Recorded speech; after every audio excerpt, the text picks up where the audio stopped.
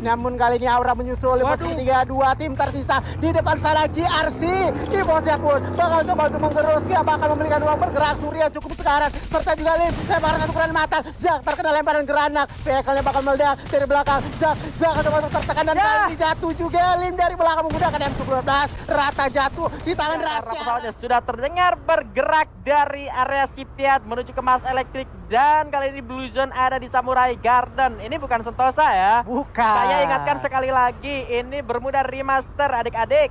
Iya, dan ini Bigen masih early. Kalau gue lihat dari early, di mana Nurekdamnya itu udah diisi sekitar 3 tim di sana. Ada Dewa United juga, serta NBR dan 1 tim lagi. Yang kalau kita lihat ini bakal emang war parah banget. Aura di sana yang udah coba open firing. Dan GRC kita lihat bakal menuju area Katulistiwa. Serta di sebelah kanan di sana First Blood berhasil juga untuk didapatkan. Serta Aura kalau kita lihat juga berhasil menentukan 1 orang. Dan dari Evosnya emang seperti biasa dia turun di area, kalau Bermuda biasa mereka turunnya di Sentosa dan kali ini turunnya di Samurai Garden, apalagi Samurai Gardennya Blue Zone. Gimana ini Bigan? Ya kalau misalkan udah nggak ada gangguan kayak gitu ya udah mereka bakal freeload aja. Mengingat kesana juga nggak ada yang turun juga. Justru yang gua heran adalah untuk area Nurekdam ini sebetulnya se-high loot apa sih gitu loh. Selama gua main rank sebetulnya nggak terlalu banyak untuk resource-nya, tapi di sini ternyata dari Dewa sudah mulai diluluh lantakan, tapi Aura harus sudah tumbang ke orangnya, Zure. Iya betul banget, dan kali ini Kenzi datang dengan tepat waktu sehingga 1 orang dari Ubed pun harus ditumbangkan. Yang mana kali ini 1 orang last man standing daripada Dewa pun harus mengamankan placement point agar tidak terbunuh di early ya, karena poin early di peringkat 12 itu 0 men. 0. Kecil untuk banget. 12 sama 11 tuh masih di angka 0 ya. Betul banget, dan juga di sana Dewa Ubednya udah berhasil di revive lagi. Nah, ini dia berarti mungkin ya. Aha. Mungkin meta yang bisa kita lihat sekarang kalau misalkan lu ketemu sama 1 tim terus gambling kayak itu area sepi kan? Bener. Area sepi untuk Nurekdam sendiri. Ketika gambling terjadi tapi lu masih ada pilihan buat reviving lagi temen lu yang udah mati, ya better buat ngelakuin revive lagi karena revival spot udah aktif loh. Iya betul banget, apalagi revival spot ini nggak cuma kita temuin kayak di area terbuka aja, bisa juga kita merevive teman itu dari koin-koin yang kita kumpulkan. Finding mesin, bener banget. Tapi kali ini Bigan kita bakal berpindah ke sisi lain, di mana area Nurekdam kali ini. Bukan Nurekdam, lebih tepatnya yang kalau bisa dibilang ini dulunya adalah Rimdam Village ya. Aden Creek. Dan kali ini juga 1 orang tadi dari EVE emang udah harus ke take down, dan 1 orang juga berhasil coba untuk di pick up serta tim UNB yang emang rupanya udah set up banget di sini. Nah ini yang perlu disesuaikan oleh mereka karena memang kalau misalkan kita ngomongin soal turnamen sebelumnya yang masih Bermuda, kalau kita ngomongin soal Rimnam Village-nya komponnya aja udah berbeda gitu loh, dari jarak pulau Rimnamnya ke seberangnya. Ini udah apa ya, hampir udah kayak nyatu banget, dipisahkan sama 1 sungai yang mana sungai itu pun gak terlalu banyak airnya, gak ada high sama low groundnya lagi, cuma ada bangunan-bangunan yang bisa ngebuat lu ngelihat dari atas atau ngetahuin kalau lu itu ada di bawah. Nggak ada high sama low ground lagi untuk Aden's Creek, berbeda dengan Rimnam Village sebelumnya. Iya betul banget, dimana Aden Creek ini sendiri kalau menurut gua komponennya itu lebih diperbanyak. Betul. Untuk lootingan juga itu lebih diperbesar juga dan lebih diperbanyak. Tapi daripada itu, saking tempat ini banyaknya lootingan, tempat ini pun jadi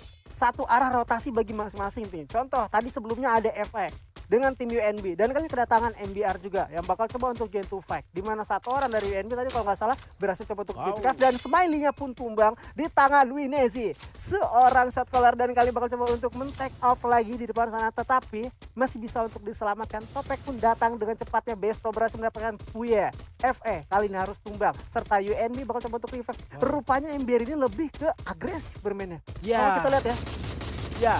Wah, dan di sana kalau kita lihat Besto memberikan satu sinyal ke arah depan, di mana juga dari tim UNB bakal turun ke depan. FE Esport pun menjadi tim pertama yang udah harus dieliminasi. Rupanya dari belakang juga Hunger Rebel kedatangan 1 tim, di mana kali ini juga First Thunderstorm bakal coba untuk fight. MBR kali ini bakal coba untuk setup posisi karena 1 tim di depan sana UNB bakal terdesak banget. Nggak ada medkit sama sekali, bakal coba untuk ditekan. Winezi dari belakang, 3 orang dari depan bakal coba untuk menggerus. 1 Esgera dilempar ke arah depan, terkena. Tapi pun jatuh, Smiley pun tumbang. Kali dari belakang bakal coba untuk serangan 1. orang pun berhasil pick up best peluang tumbang kali Zeusnya dari atas bakal Wow, eliminasi wow. begitu aja. Tim UNB pun rata dipulangkan di posisi ke-11 Bigan. Wow. Seperti yang lu bilang, permainan agresif dari MBR ini gua ngelihatnya juga nggak setengah-setengah. Apa yang dilakukan oleh mereka pun mereka kayaknya udah benar-benar cepat adaptasi dengan perubahan dari yang dulunya itu Rim6 Village sekarang sudah menjadi Eden's Creek. Kalau bisa gua bilang sebetulnya untuk escape dari Eden's Creek itu nggak sesulit escape dari Rim6 Village. Ya. Karena lu nggak perlu lagi nyebrang terlalu jauh dan lu nggak perlu ngejar high groundnya, tapi memang posisi dari si tadi UNB-nya sendiri posisinya udah terpojok banget. Betul. Tapi yang gua salut adalah respect dari tim MBR-nya sendiri. Mereka tetap bagi posisi mereka tetap perlu covering dari seorang WNZ di arah belakang dan tiga temannya sendiri langsung melakukan rush ke arah depan dengan cover yang sangat oke juga dari seorang WNZ. Mereka juga nggak terlalu bisa gue bilang nggak asal masuk gitu loh. Tetap respect dengan tiga player tersisa dari tim UNB. Nice try untuk tim FA Esports dan UNB harus sudah tumbang di menit ke-6. Dua tim yang bisa gua bilang ini adalah newcomer untuk di divisi 2 season 5 kali ini. Nice try, masih ada kesempatan di game selanjutnya. Betul banget. Ibaratnya round pertama itu tes ombak lah ya. Ya. Membaca gimana pergerakan musuh, strategi musuh agar kelihatan sehingga bisa kita perbaiki untuk round selanjutnya agar tidak mendapat posisi yang sama. Membahas tentang posisi yang sama, First Riders juga tadi itu mereka kayaknya kita taki, namun kali kita berpindah bikin di mana kali ini area desain bakal coba untuk pecah war Evo portal kali ini mengawali hari-harinya. Dewa Rain pun berhasil coba untuk ditumbangkan. Ada mini Village dari sebelah kiri dan rupanya Dewa ini kalau kita lihat dari arah drop point-nya di Nurekdam berpencar satu menghidupkan yang satu dan kali ini satu player lagi tumbang di sirkuit, yang satunya lagi kemana mencar bikin. Ini memang harusnya udah bisa jadi bisa dibilang strategi gitu loh. Ketika lo emang udah gak bisa nyatu jauh pun seharusnya nggak terlalu jadi masalah kalau misalkan lu bisa bersembunyi gitu loh ketika let's say kalau kita bilang Dewa United yang sebetulnya kalau nggak salah lihat tadi memang sisa 2 player, satunya baru hidup, satunya memang tadinya nggak jauh-jauh dari area Nurekdam. Oke lah, nggak apa-apa lah lu jauh, yang penting ntar gue juga nulut pegang koin kok. Kalau misalkan ada yang mati gue bisa hidupin satu. Semakin dia bisa terus estafet gitu hidupnya selama waktu masih berjalan, tim yang lain pun masih ngelakuin war gitu loh. Iya betul banget, jadi berarti mereka tuh mencari sela-sela ya, mencari timing yang tepat untuk merevive temannya supaya mereka ini ibaratnya bener sih kecuali satu persatu tetapi mereka masih bisa bertahan untuk sampai ke late game-nya. Tuh bener banget, Dewa Ubed coba untuk revive Ryan lagi. Emang bener-bener worth it sih kayaknya bakal ada revival point ini. Apalagi ini Bigan ya, untuk dari poinnya pun juga ditambah untuk jumlahnya. Sebelumnya kan cuma 1, kali ini 100, 200 bahkan sampai 500. Ya itu dia, meskipun jatuhnya memang tetap sama ya. Tapi betul. emang ini kalau misalkan posisinya udah kayak Dewa, ya nggak ada cara lain selain lu sembunyi karena memang bakal sulit juga ketika misalkan lu nge-revive di revival spot yang ada di hangar nih. Otomatis kan itu bakal nyala kalau misalkan lu gak punya koin. Kalau misalkan orangnya pada ke situ, orang lain atau tim lain udah pada tahu dong itu revival spot nyala. Betul. Yang nge-revive bisa jadi dibuat tumbalnya. Nah, ngerti kan? betul. 3 orangnya dibiarin buat hidup. Makanya ketika misalkan 1 orang dari Dewa berhasil ngedupin 1 orang, kalau misalkan zonanya masih luas, belum kelihatan, dan lu ngedupinnya juga di dalam zona, mungkin bakal sulit juga ketika lu turun di tempat temen lu ngidupin karena memang lootingannya juga sulit. Ya, ketika betul. dengan menggunakan posisi split, temen lu nge-revive misalkan di Bima terus lu turun, oke lah nggak apa-apa agak sedikit misa, gua ke akademi aja gitu loh. Kalau misalkan di akademi kosong, keculik 1, asal yang satunya bisa jaga diri aja. Nah, betul. Pasti bakal satu tim ini hidup lagi. Bakal hidup lagi. Selama itu berlangsung, tim-tim lain melakukan war, di situ placement bisa lu ambil secara perlahan. Ya, betul banget. Emang bener-bener dari revival spot atau revival point itu bisa bilang ada plus minusnya. Betul. Dan juga dari masing-masing tim serta player ini emang mereka tuh udah adaptasi jauh-jauh hari. Nggak, ibaratnya mereka tuh mainnya nggak langsung baru diinfoin nih hari ini diinfoin hari ini langsung main dengan gitu. adanya revival spot. Enggak, mereka udah adaptasi jauh-jauh hari dan tentunya udah mendapatkan informasi juga bahwa revival spot ini bakal dipakai nantinya di scene kompetitif. Iya, cuma bedanya ya gak bisa lu ngidupin kayak orang di ranked. Nah, betul banget. Betul. Kalau di ranked gampang lah ibaratnya. Kayak nggak ada tekanan dan nggak ada ancaman. Berbeda kalau contohnya di scene kompetitif. Dan kali ini Legailot tadi seorang kapten dari RRQ yang niatnya ingin atakin dan mendapatkan headshot, dirinya pun ditumbangkan di area rumah biru putih. Serta JRC juga yang kalau kita lihat semakin semakin lama semakin mendekat ke arah tim RRQ. Akankah dirapatkan? Dimana kalau di sana kalau kita lihat ada Surya dengan Eki tentunya bakal coba membaca pergerakan dari teman-teman RRQ yang emang di mana RRQ ini sendiri mereka stay along di kompon area bisa dibilang Harry atau Harry Potter ya. Ya, justru menurut gua bakal agak sedikit lebih sulit sebetulnya buat JRC bayangan gua tadi karena posisi dari JRC sendiri bisa gue bilang agak sedikit jauh, tapi karena tadi ada satu momentum yang didapatkan oleh JRC yang mana mereka berhasil take down Legalot, yang mana Legalotnya adalah orang yang ngeliatin 2 orang dari JRC yang stay di tower sana. Setelah Legalotnya berhasil di take down, ada waktu untuk tim JRC supaya bisa masuk menuju ke arah hangar. Posisi mereka makin mendekat, clue-nya juga udah dinyalain, bahkan di sana ada UAV, tetapi di sana Rehan malah mendapatkan Mario karena ternyata ada bonfight dari area Clock Tower ini yang tidak diketahui ataupun tidak disadari oleh tim GRC kalau di belakangnya udah ada bonfight yang udah stay along di arah sana.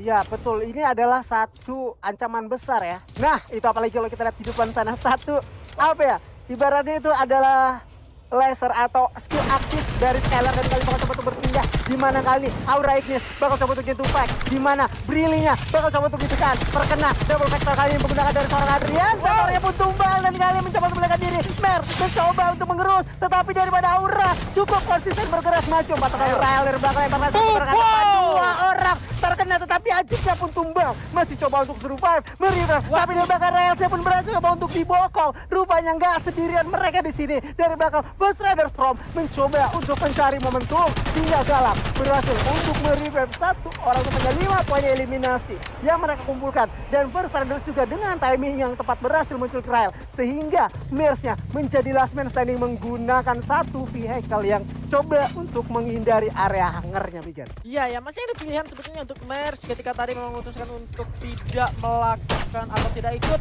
fight bersama rekan-rekannya. Dia punya Misha sama dia punya vehicle, dia bisa cabut dan ada pilihan sebetulnya buat dia supaya bisa ngidupin salah satu dari temannya atau mungkin bahkan semua dari rekan-rekannya. Masih ada kesempatan, tetapi memang posisi kill dari Aura Ignis ini udah nambah gitu loh. Jadi kalau sekalipun kayak tim Eko-nya sekarang mereka mau ngidupin, nggak mengurangi poin kill dari si Ignis sendiri. Dan kayaknya kalau boleh gue bilang tadi, posisi dari Eko Abriel sendiri sepertinya agak sedikit kurang siap untuk melakukan fight bersama dengan Aura. Karena kalau kita lihat tadi memang Aura tiba-tiba datang masuk ke kampung dari Briel, yang mana Briel sendiri udah stay di sana dari pas kita ngelihat warnya UNB sama MBR ya. Betul banget. Brielnya udah di sana, sedangkan Aura sempat gas ke spot tadi di area sana. Dia turun di ini ya, Eden's Creek ya. Betul. Dia turun di Eden's Creek. Turunnya ke Nurek.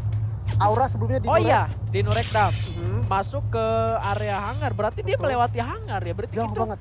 Posisi yang cepet banget. Mereka pengen ngambil kampung di sana, mereka sadar di situ ada orang dan mereka pun nggak terlalu banyak basa-basi, langsung hajar.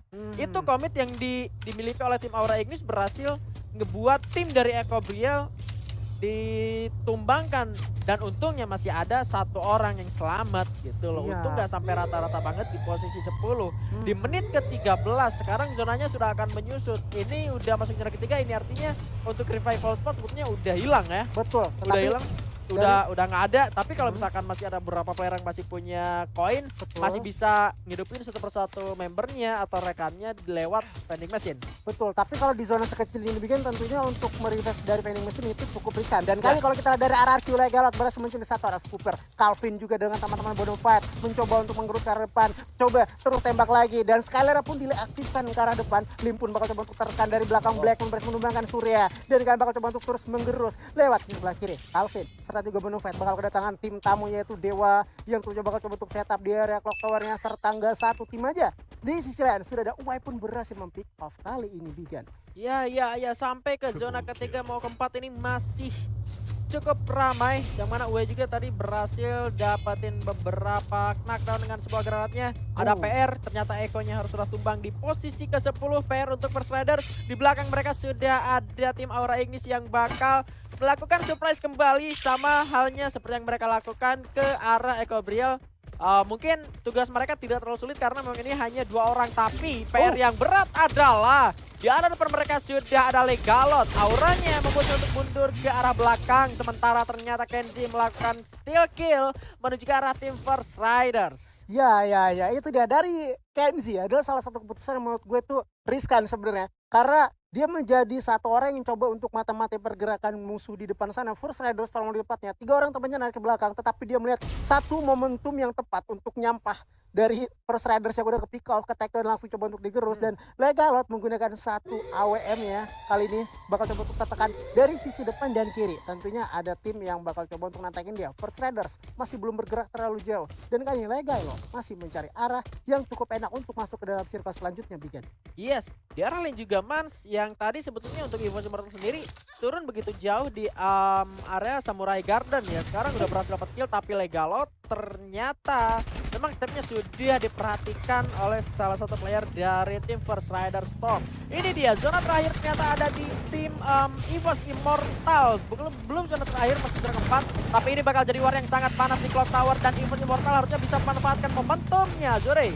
Kalau kita lihat kali ini di area bawah sudah ada 3 tim, Dewanya tumbang, 2 orang Ubed nih masih sempat survive menggunakan satu vehicle di depan GRC. Mary juga cukup sekarat maut. Namun kali ini Dewa Ubed berhasil coba untuk survive, akan menabrak motor yang pun bakalan hancur. Ajik disisikan dengan Aura berhasil menambah pundi-pundi eliminasi. Ubed kali ini hancur motornya di tengah-tengah area, cukup open field Hiders dari belakang last man standing dari teman-teman MBR. Dimana kalau kita lihat bakal terpecah, Dewa pun pulang di posisi ke-6. Ajik berhasil mendapatkan quadra kill. Dari kali ini belakang mencoba untuk medikasi serta coba untuk healing dulu juga. Yes, Aura Ignis berhasil untuk membawa timnya survive menuju ke posisi ke-5, yang mana Kenzie sempat tumbang, bakal ada penyelamatan masih, tapi ternyata sakit sekali ketika saya berusaha untuk menggapainya, tapi dia ternyata sudah meninggal, sudah didapatkan oleh yang lain. Haidars tidak ada gelar yang dimiliki, ternyata yang harus tumbang di posisi ke-5. Sayang sekali, gue pengen bahas satu tim Dewa United, tapi kali ini ternyata EVOS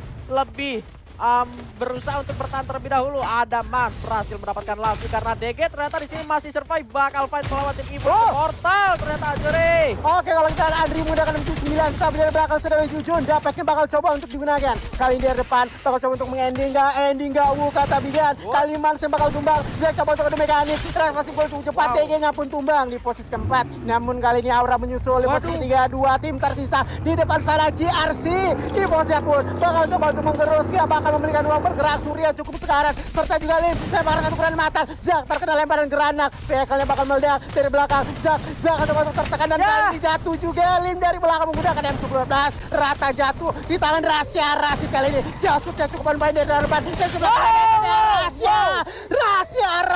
Rahasianya berhasil ke kelas 3 orang sekaligus Bigan dan Buya untuk EVOS Immortal. Wow, Gokil.